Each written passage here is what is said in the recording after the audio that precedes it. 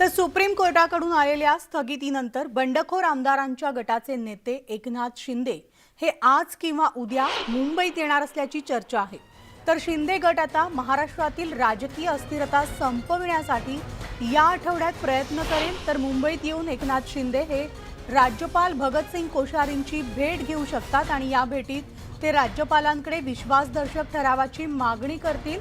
तसंच विश्वासदर्शक ठरावाच्या वेळेस बंडखोर शिवसेना आमदार मुंबईत येतील असं बोललं जातंय आणि विधानसभा अध्यक्षांची निवड आणि बहुमत सिद्ध करण्याची मागणी शिंदे गटाकडून राज्यपालांकडे केली जाऊ शकते अशी ही माहिती मिळते।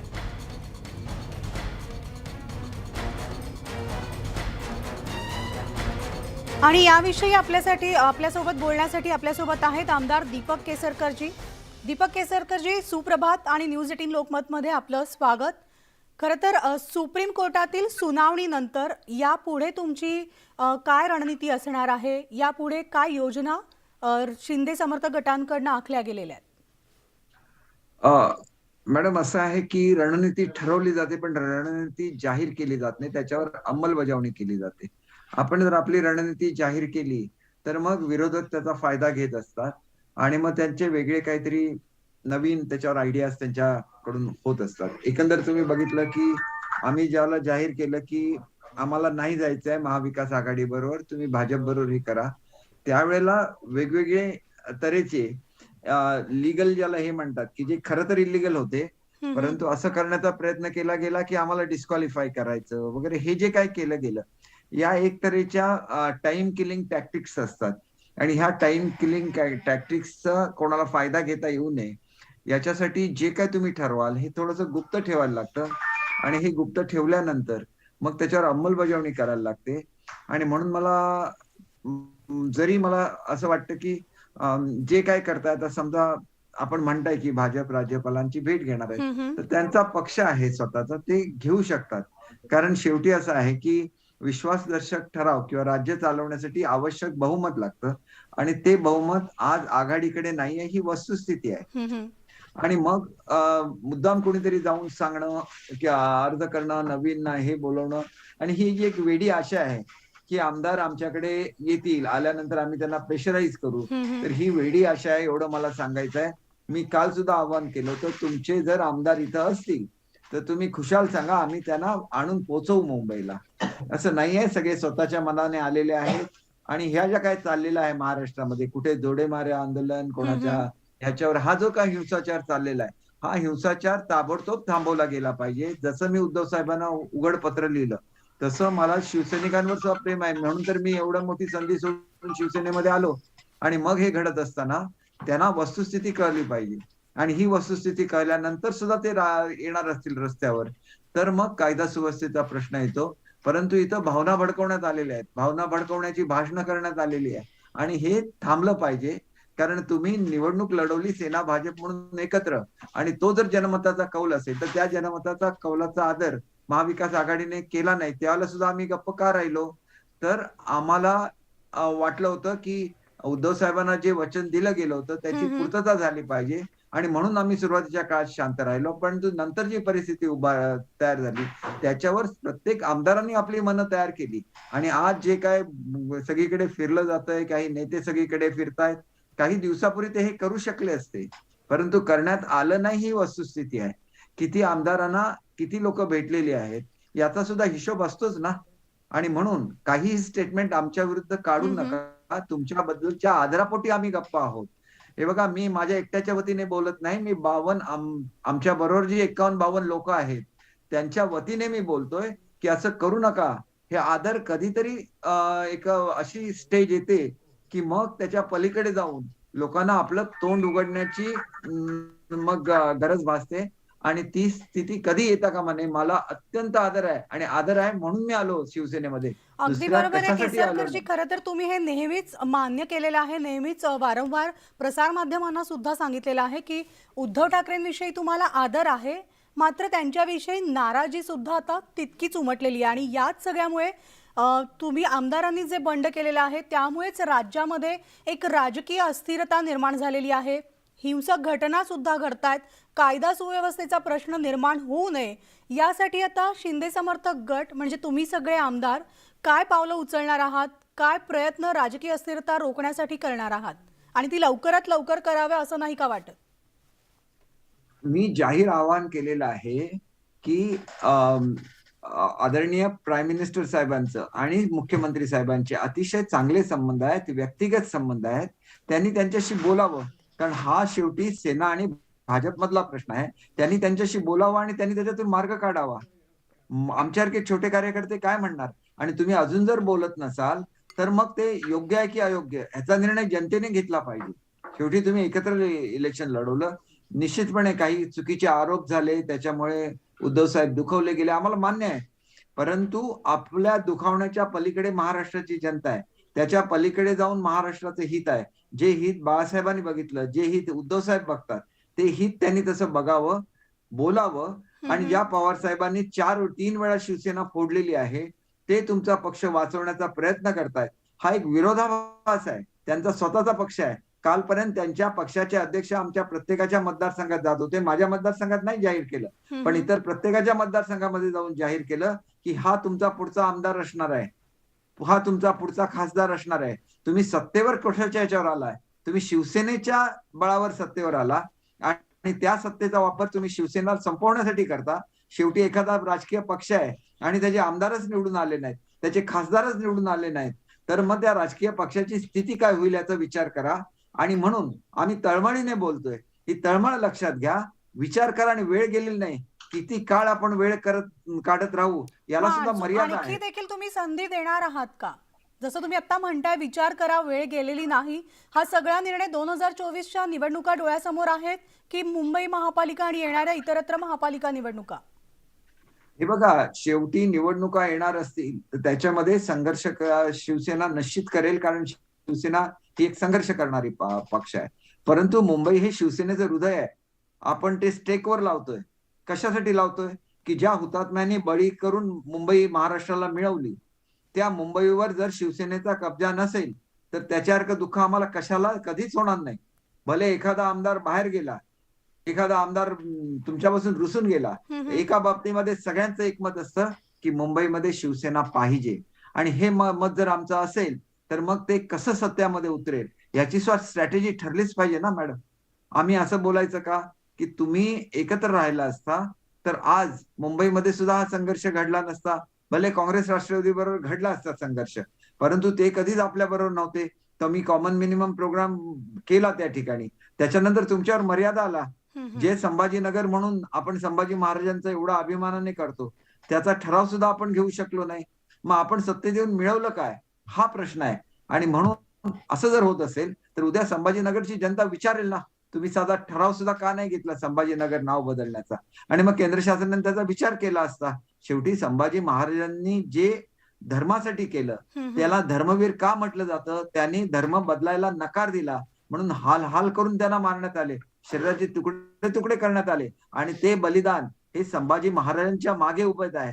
जे जाज्वल्य तो देशाभिमान आहे, जाज्वल्य तो धर्माभिमान आहे. आणि आम्ही साधं त्यांचं नाव सुद्धा आमची सत्ता आल्यानंतर बदलू शकत नसू. आणि त्याच्यामध्ये आम्ही विचार करत असू की हे नाव बदलल्यानंतर काय होईल आणि राष्ट्रवादी काँग्रेस आणि काँग्रेसला काय कसं वाटेल. तर वाईट वाटण्याचा प्रश्न नाही, कारण ते काय भारताचे वंशज जे मुघल होते, ते बाहेरच्या देशातून आलेले होते, त्यांनी राज्य केलं आपल्यावर. याचा अर्थ आमची अटॅचमेंट त्यांच्यासाठी असता कामा नये. बाळासाहेबांचं हिंदुत्व वेगळं होतं. जो जो भारतावर निष्ठा ठेवतो, जो भारताला आपली माता समजतो, तो हिंदू आहे, असं त्यांची हिंदुत्वाची व्याख्या होती. आणि म्हणून साबिर शेखांसारखे कामगार मंत्री त्यांच्या मंत्रिमंडळामध्ये होते. अनेक फॉलोअर्स हे शिवसेनेचे अन्य धर्माचे आहेत.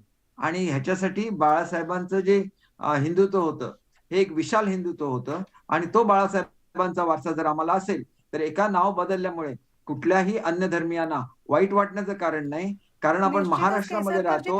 आपण येणाऱ्या खरं तर निवडणुकांमध्ये हे बदललेलं हिंदुत्व किंवा नव्यानं येणारं हिंदुत्व जनता, मतदार राजा कशा पद्धतीनं स्वीकारणार. पण एक छोटीशी ब्रेकिंग बातमी येते, तुम्ही असंच आपल्यासोबत राहा, कारण राज्याचे राज्यपाल भगतसिंग कोश्यारी यांनी 22 ते 24 जून दरम्यान मंजुरी दिलेल्या ठराव आणि परिपत्रकांची संपूर्ण माहिती मागून घेतली आहे। राज्यपालांनी मुख्य सचिवांना त्यासंबंधीचे आदेशही दिलेत। तर मविया सरकारनं या कालावधीत तब्बल 160 शासकीय ठरावांना मंजुरी दिली होती आणि या संदर्भात विरोधी पक्षनेते प्रवीण दरेकरांनी राज्यपालांना पत्र लिहिलं होतं आणि त्यानंतर आता राज्यपालांनी या आदेशांची माहिती मागवलेली आहे।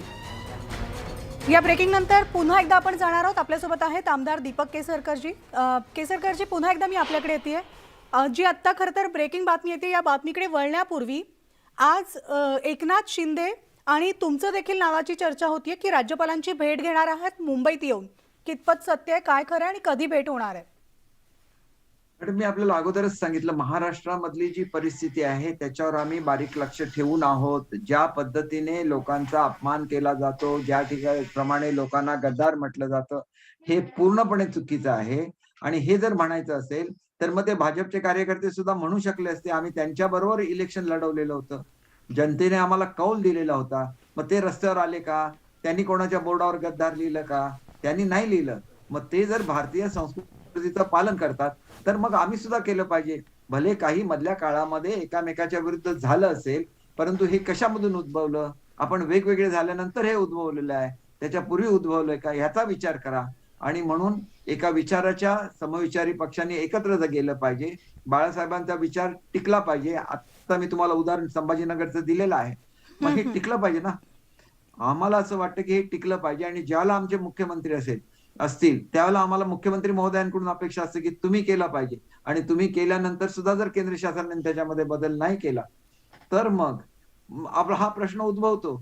मग प्रत्येक शिवसैनिकांनी सुद्धा आपल्या मनात विचारायला नको का? आमची जर ही मागणी होती की हे लोक तुम्हाला करायला देत नाही, हे तुम्हाला राज्य करायला देत नाही, तुम्ही आता हे बदला, मग शिवसैनिक आमच्यावर का राग धरतायत? आम्ही हे सांगितलं ना पक्षप्रमुखांना, वारंवार सांगितलं, विनवण्या करून सांगितलं, हात जोडून सांगितलं, आणि तरी पण हे होत नसेल तर मग बंडखोरी करायलाच लागते। स्वतः संभाजी महाराज शिवाजी महाराजांवर रागावून गेले होते ना दुसरीकडे, त्यांना परत आणलं छत्रपती शिवाजी महाराजांनी। मग आपण कसला इतिहास सांगतोय महाराष्ट्राचा? आपण कसं नाव सांगतोय छत्रपतींचं? याचा सुद्धा विचार केला पाहिजे। आणि छत्रपतींच्या काळात हे कधी असं घडलेलं नाहीये।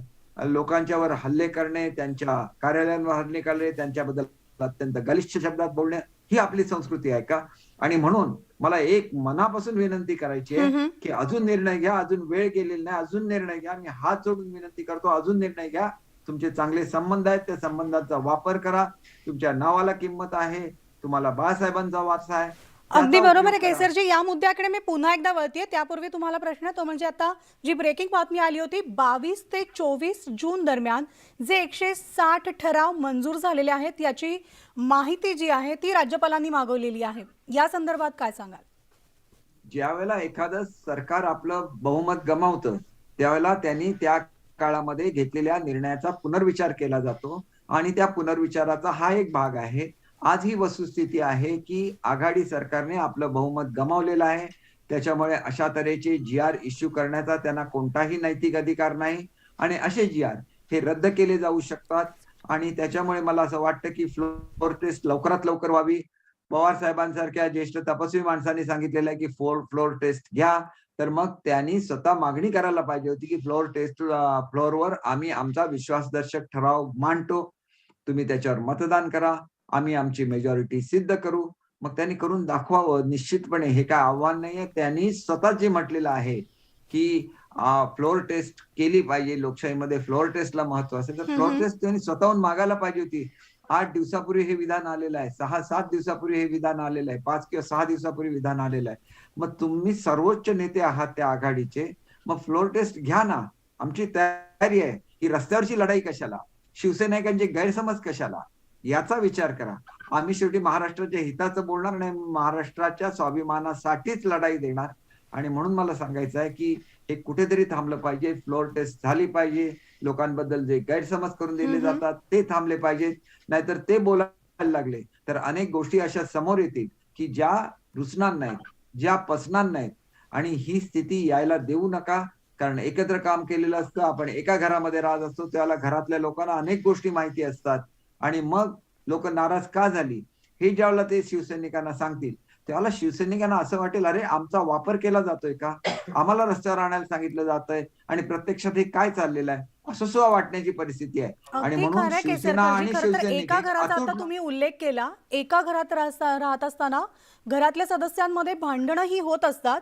पण ही भांडणं जेव्हा चव्हाट्यावर येतात, तेव्हा त्या घरात नक्कीच फूट पडलेली असते आणि तीच परिस्थिती आज या सगळ्या शिवसैनिकांमध्ये पाहायला मिळते. त्यामुळे तुम्ही जे आव्हान न्यूज 18 लोकमतच्या मार्फत केलेलं आहे उद्धव ठाकरेंना आणि संपूर्ण शिवसेनेला किंवा उद्धव ठाकरे समर्थकांना, की आपण भेटा, बोला, चर्चा करा आणि पुन्हा कुठेतरी एकत्र येऊ, ही आशा खरं तर तुम्ही जागी करताय. त्यामुळे उद्धव ठाकरेंना नेता मानणार का?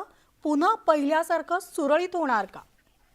ते आमचे नेतेच आहेत. परंतु ज्या वेळेला निवडून आलेले 90% आमदार तुम्हाला सांगतायत, तिथं असलेले आमदार सुद्धा सांगत होते, की तुम्ही ही आघाडी ठेवू नका, तुम्ही भाजप बरोबर चला. ज्याला एवढी लोक बोलतात, त्यावेळेला कुठेतरी आपलं मन दुखवलेलं आहे. त्याच्यावर फुंकर घातली पाहिजे, वस्तुस्थिती समजावून घेतली पाहिजे आणि वस्तुस्थिती ऍक्सेप्ट सुद्धा केली पाहिजे. तुम्ही लढायला गेला आणि तुमच्यावर शिवसैनिक लढायला गेले, उद्या केसेस त्यांच्यावर होणार आहेत मॅडम. मला माहिती आहे की काय होतं ते. अनेक लोक ज्यावेळेला परदेशात जात असतात, त्यांचे पासपोर्ट होत नाही. अनेक मुलं ज्यावेळेला सरकारी इंटरव्ह्यूसाठी जातात, त्यावेळेला त्यांच्यावर केस आहे म्हणून त्यांना नोकरी नाकारली जाते. शेवटी त्यांच्या घरातल्या जी फॅमिली आहे, त्यांच्या सुद्धा खूप मोठ्या आशा असतात त्या तरुणांकडून, की कधीतरी हा नोकरीला लागणार, आपल्या घराला आधार देणार. तोपर्यंत तो तरुण आहे. तोपर्यंत कुठे गेला, कुठल्या मोर्चाला गेला म्हणून त्यांचं ऑब्जेक्शन नसतं. परंतु ज्यावेळेला तो मोर्चा हिंसक होतो, त्यावेळेला ज्या केसेस होतात, त्याला कलम वेगळी असतात. तरी क्रिमिनल कलम असतात आणि ती कलम ही मागे सुद्धा घेता येत नाही. मी स्वतः गृहराज्यमंत्री होतो. केसेस मागे घेण्याची जी कमिटी आहे, त्याच्यावर मी सदस्य होतो. आणि आपल्याला माहिती आहे की मराठा आंदोलनामध्ये ज्या केसेस झाल्या, त्या मागे घेण्यामध्ये सर्वात मोठा हात जर कोणाचा असेल, तर तो माझा होता. आणि आज सुद्धा तुम्ही त्या पदाधिकाऱ्यांना जाऊन विचारा. ते तुम्हाला सांगतील की एक असा मंत्री होता की ज्यांनी सांगितलं तेवढ्या केसेस मागे घेऊन चालल्या. परंतु त्याच्यामध्ये सुद्धा ज्या हिंसक केसेस होत्या, मॅडम माझी इच्छा असून सुद्धा त्या पेंडिंग राहिल्या ना. कारण त्याच्यामध्ये तशा तऱ्हेच्या गोष्टी घडलेल्या होत्या. या आणि तशा म्हणून तऱ्हेच्या गोष्टी भावनेच्या ह्या भरात तुम्ही मॅडम मला केसरकरजी हायलाईट केलेल्या आहेत. तशा तऱ्हेच्या गोष्टी, हा जो रोष आहे हा नेमका, कारण तुम्ही स्वतः म्हणजे दीपक केसरकरजी शिवसेनेचे जाणते नेते आहेत. अनेक महत्त्वपूर्ण निर्णय तुम्ही शिवसेनेत राहून घेतलेले आहेत. त्यामुळे तशा तऱ्हेच्या गोष्टी घडल्या, त्यामध्ये आदित्य ठाकरे, वरुण सरदेसाई, संजय राऊत यांचा हस्तक्षेप होता का, म्हणून हा रोष आहे का? नाही, मला असं सांगायचं आहे मॅडम, की आदित्यजींना खूप मोठं फ्युचर आहे. महाराष्ट्राचे पुढचे नेते म्हणून आम्ही त्यांच्याकडे बघतो. त्यांच्याकडे तो विचार आहे, त्यांच्याकडे तो विजन आहे. परंतु कसं जायचं, आपली इमेज कशी बनवायची, आपली इमेज रस्त्यावर येणारा नेता म्हणून बनवायची आहे की आपली इमेज विकास करणारा नेता म्हणून बनवायची आहे, हे त्यांनी ठरवलं पाहिजे. कारण ज्या वेळेला संघर्षाचा काळ होता, तो संघर्षाचा काळ बाळासाहेबांनी स्वतःच्या छातीवर झेलला. त्या संघर्षाच्या काळामधून ते तुम्हाला पुढे घेऊन गेले. आता तुम्ही सत्तेवर आल्यानंतर तुम्ही विकास केला पाहिजे आणि ती तुमची जबाबदारी आहे. आणि म्हणून हा विकास करत असताना आमच्या सगळ्यांच्या सदिच्छा, वडीलधारे म्हणून आमच्या सगळ्यांचे जे काय असेल, आम्ही आशीर्वाद म्हणू शकत नाही, ते नेते आहेत, परंतु ते सगळं तुमच्या बरोबर आहेत. सर्वसामान्य महाराष्ट्र जनतेची सदिच्छा तुमच्या बरोबर आहे. परंतु तुम्ही ठरवलं पाहिजे की आपण काय करायचं, आपण कसं राहायचं, आपण संजय राऊतांची भाषा बोलायची की आपण उद्धव ठाकरे साहेबांची भाषा बोलायची. शिवसेनेची जी इमेज होती, ही इमेज बदलण्याचं काम हे उद्धव साहेबांनी केलेलं आहे. त्याला एक चांगला चेहरा, त्याला एक सुसंस्कृत चेहरा, त्याला एक सॉफ्ट स्पोकन चेहरा हा उद्धवजींच्या रूपाने महाराष्ट्राला लाभला. आणि मग ती परंपरा त्यांना कायम ठेवायची असेल तर मग त्यांना काही बदल करायला लागतील. ते ज्यावेळेला स्टेटमेंट करतात, त्यावेळेला त्यांना विचार केला पाहिजे की आपण अशा लोकांच्या बद्दल स्टेटमेंट करतो ज्यांनी आपलं पूर्ण जीवन हे शिवसेनेसाठी समर्पित केलं.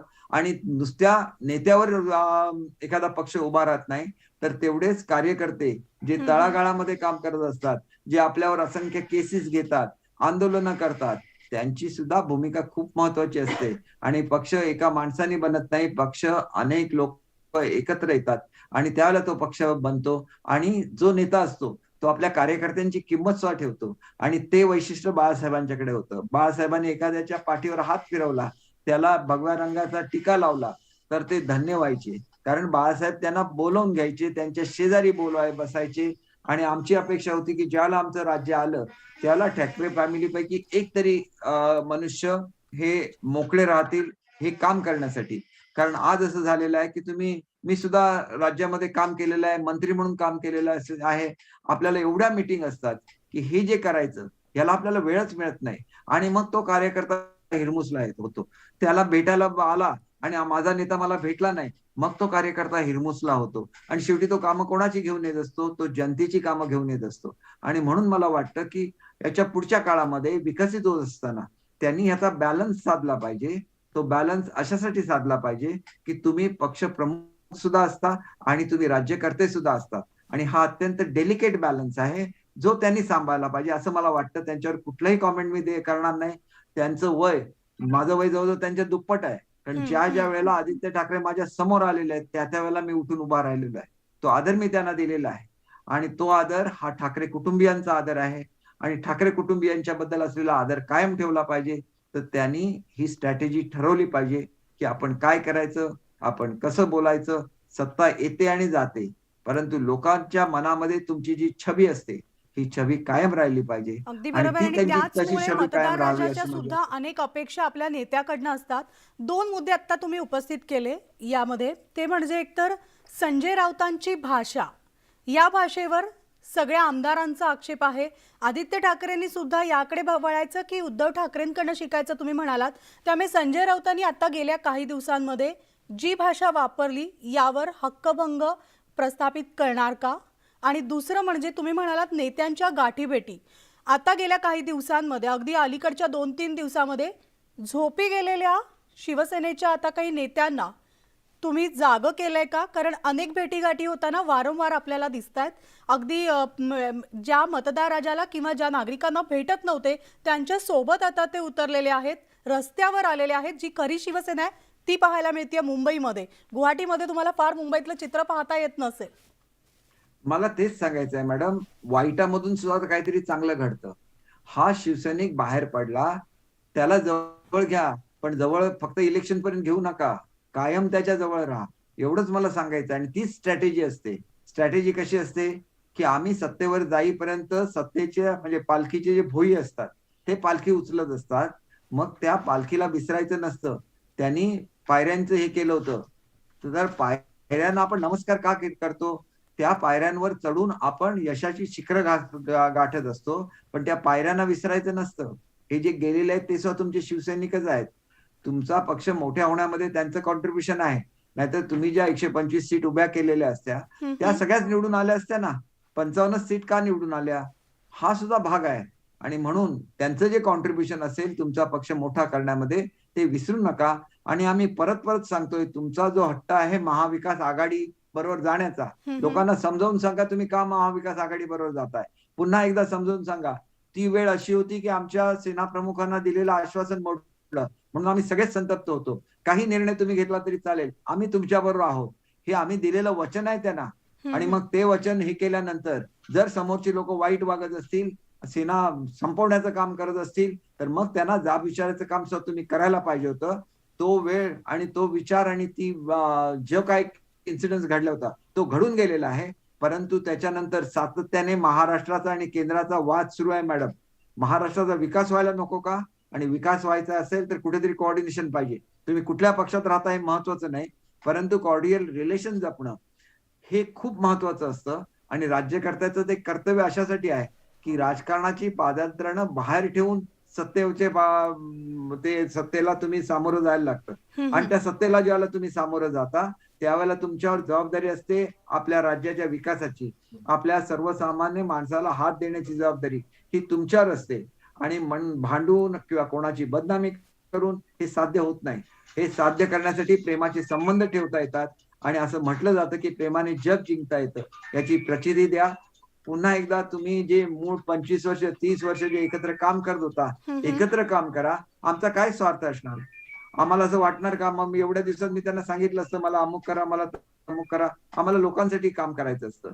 आणि शेवटी असं असतं की तुम्ही किती काळ काम करणार? आदित्य साहेबांनी सांगितलं की पिकलेली पानं आहेत, गळून पडणार. अरे परंतु त्या पानाने तुम्हाला त्या ठिकाणी सावली दिली ना. म्हणून तुम्ही त्यांना पिकलेली पानं म्हणणार का? म्हणून तुम्ही घाण म्हणणार का? ही भाषाच मुळात आदित्यजींना आणि आदित्यजींच्या स्वभावाला न शोभणारी अशी पण भाषा मग आहे. आदित्यांकडून वारंवार तुमचा तयार कधी अनादर करण्यात आला होता का?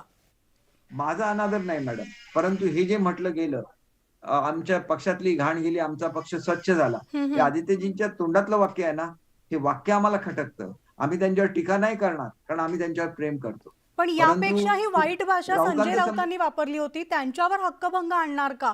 काहींना रिक्षावाला, भाजीवाला, अनेक गोष्टी धमकावलं गेलं, असे अनेक शब्द वापरले गेले. ह्याच्यापेक्षा सुद्धा सिरियस असं आहे मॅडम, की त्यांनी आम्हाला प्रेत म्हटलं, आमचं पोस्टमॉर्टम करायची भाषा केली. दुसऱ्या दिवशी मात्र वेगळ्या भाषेत बोलतात. ही किती हिंस्र भाषा आहे ही.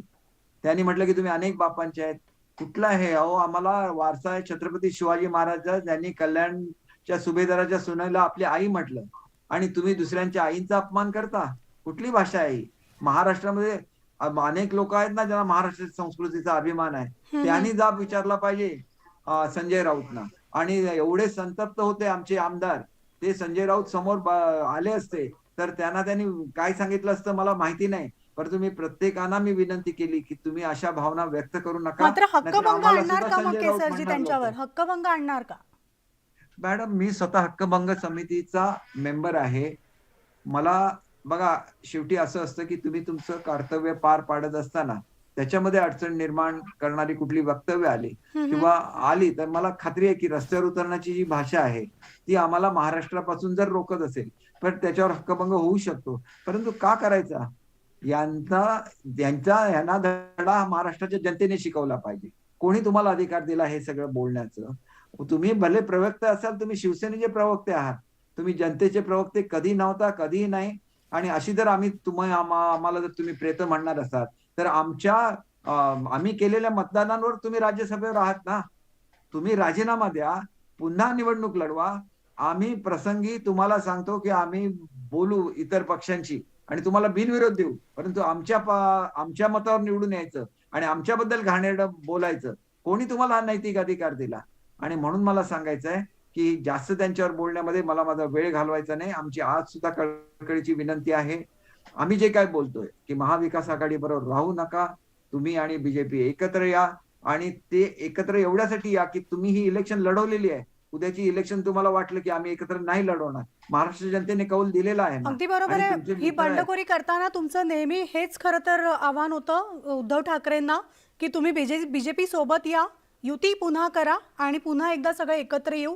मात्र ही नवी नांदी जी आहे किंवा राज्यामध्ये नवं सरकार जे आहे ते महाराष्ट्रातल्या जनतेला केव्हा पाहायला मिळेल? शेवटचा प्रश्न थोडक्यात. लवकरात लवकर.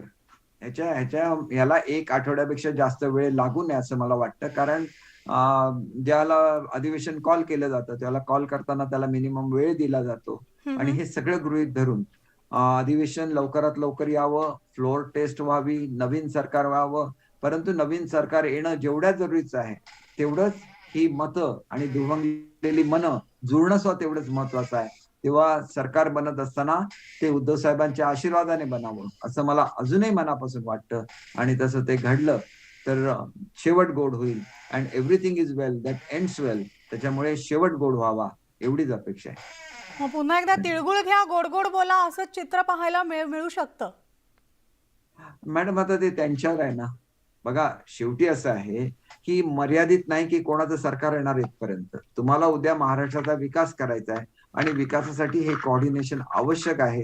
हे दोन मोठे पक्ष आहेत ज्यांची विचारधारा एक आहे आणि तुम्ही अशा पक्षांबरोबर जाता त्यांची विचारधारा वेगळी आहे. त्यांनी कॉमन मिनिमम प्रोग्राम केला म्हणजे सगळं संपलं असं नाही. जनतेच्या मनातल्या भावना संपल्या असं नाही. आता मी तुम्हाला संभाजीनगरचं उदाहरण दिलं होतं. अशी असंख्य उदाहरणं असतील आणि मग त्या उदाहरणं बघून आपल्याला निर्णय घेतला पाहिजे. आणि मला असं वाटतं की मी सुद्धा सेक्युलर संस्कृतीतून आलेलो आहे ना. मी महात्मा गांधींचा विचार मानणारा मनुष्य आहे. तर मी तर असं भडक वक्तव्य करणार नाही. मग भडक वक्तव्य करणार नाही तरी पण ज्या वेळेला औरंगाबाद आणि संभाजीनगर या दोन नावामध्ये येतं त्यावेळेला मला शूर मराठी सरदार आठवतात. त्यांनी पानिपतला जाण्यापूर्वी दिल्ली जिंकली आणि मॅडम त्यांच्या सिंहासनाचे तलवारीने 2 तुकडे केले. एवढे शूर मराठी सरदार आहेत. आणि मग त्या बादशहाचं नाव महाराष्ट्रामध्ये असावं की ज्या महाराष्ट्राने त्या बादशहाची कबर या ठिकाणी खोदली. त्या महाराष्ट्रामध्ये त्या बादशाचं नाव येण्याचं काहीही कारण नाही, कारण तो महाराष्ट्राचा शत्रू होता. आणि म्हणून इथं कुठल्याही धर्माचा प्रश्न येत नाही, हा भावनेचा प्रश्न आहे. अगदी आणि ते बरोबर. आणि झालं याच पाहिजे. भावनेतून केसरकरजी, तुम्ही खरं तर शिवसेनेतनं बंड पुकारलेला आहे या सगळ्या आमदारांनी. मात्र राज्यातल्या जनतेला लवकरात लवकर नवं सरकार पाहायला मिळेल. आणि जसं तुम्ही आत्ताच न्यूज 18 लोकमतशी बोलताना सांगितलेलं आहे, आठवड्याभरातच राज्यामध्ये, महाराष्ट्रामध्ये नवं सरकार प्रस्थापित होईल. धन्यवाद, आज तुम्ही राज्यातल्या जनतेला या सगळ्या प्रश्नांची उत्तरं दिली याबद्दल. आणि